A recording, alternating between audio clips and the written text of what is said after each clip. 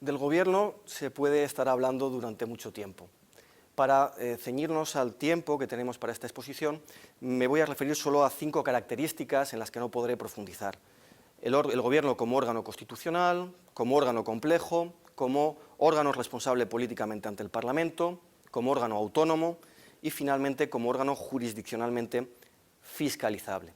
Cuando decimos que el Gobierno es un órgano constitucional, estamos aludiendo a que la Constitución regula directamente su composición y atribuciones, no prevé simplemente su existencia y remite la regulación a la ley, sino que el título cuarto de la Constitución regula en detalle la composición y atribuciones del Gobierno. El desarrollo legislativo lo encontramos en la Ley 50/1997 de 27 de noviembre del Gobierno y en la Ley 6/1997 de 14 de abril de organización y funcionamiento de la Administración General del Estado.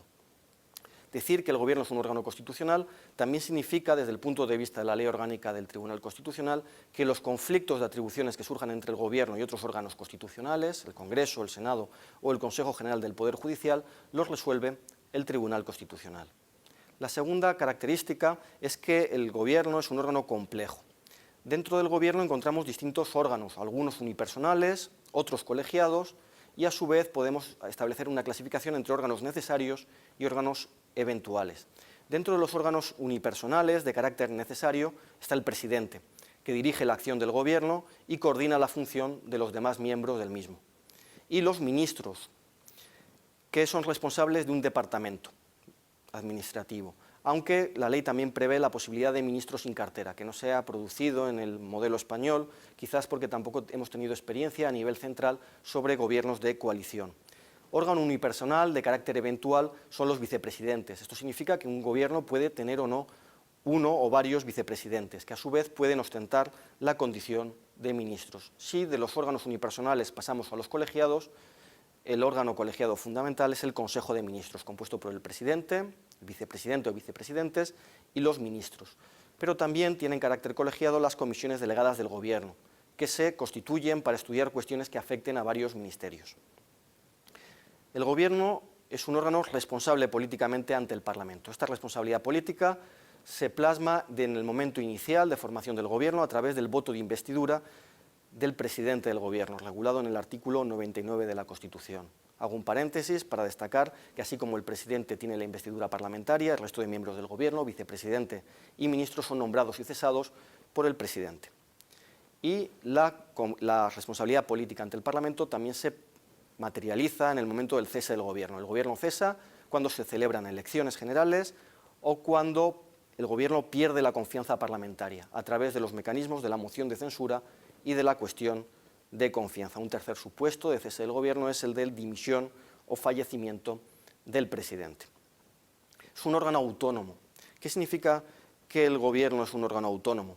Significa que está dotado de competencias propias, no es un órgano subordinado al Parlamento o a la jefatura del Estado, sino que está dotado de competencias propias, como aprobar legislación de urgencia, tiene la potestad reglamentaria o la función ejecutiva. Y además realiza una actividad de dirección política, como denota el artículo 97 al decir que el Gobierno dirige la política interior y exterior, la administración civil y militar y la defensa del Estado. Esta actividad del Gobierno es controlable parlamentariamente a través de los distintos mecanismos de control parlamentario, interpelaciones, preguntas o mociones. En relación con las facultades del Gobierno hay que hacer un breve inciso para referirnos a las limitaciones que pesan sobre el Gobierno en funciones. Gobierno en funciones que limitará su gestión al despacho ordinario de los asuntos públicos, según dice el artículo 21 de la Ley 50/1997. El último elemento en el que me quiero detener es en el control jurisdiccional de la acción del Gobierno.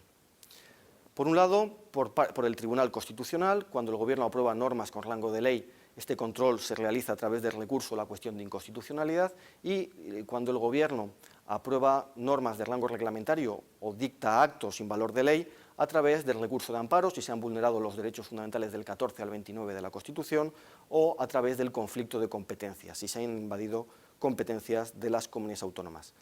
Junto a este control que despliega el Tribunal Constitucional está el control de la jurisdicción contencioso-administrativa, control de legalidad, sobre los reglamentos y sobre los actos administrativos. La importancia o el tema clave en el control jurisdiccional de la acción del Gobierno está en el alcance que tiene este control, el alcance de la revisión jurisdiccional de los denominados actos políticos del Gobierno.